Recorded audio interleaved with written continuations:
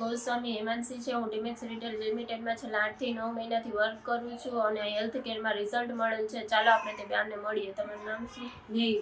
દેવીબેન. કયા ગામથી? ખારચિયાથી. તમને શું તકલીફ હતી? પગ દુખતો હતો આખો ટાઈમ કે એને પગ દુખતો હાલાતું ની બહુ દુખાવો થતો, આમ એકદમ ઊભી ના થઈ શકતી, આમ બે હાથું ની એકદમ. તમે આની પહેલા કોઈ દવા કરાવેલી? ઘણી દવા કરાવી અને આપણી દવા વાપરી કેટલો ટાઈમ થયો એમને? આ દવા વાપરી એને મહિનો દી થઈ ગયો છે ને. આ દવા વાપરી એનો ઓલી દવા તો પેલા વાપરતા ને એને તો કઈ ફેર નતો પડ્યો. આ દવાથી થોડોક ફેર પડ્યો. થોડોક ફેર પડે. પેલા તમને તકલીફ હતી એના કરતા અત્યારે તમને કેટલી રાહત છે? કઈ તો પેલા બહુ હતી તકલીફ, ઊભી ના થઈ શકતી, હાલતી ની. હવે તમે સીધું થોડુંક હલાઈને સારું છે થોડું.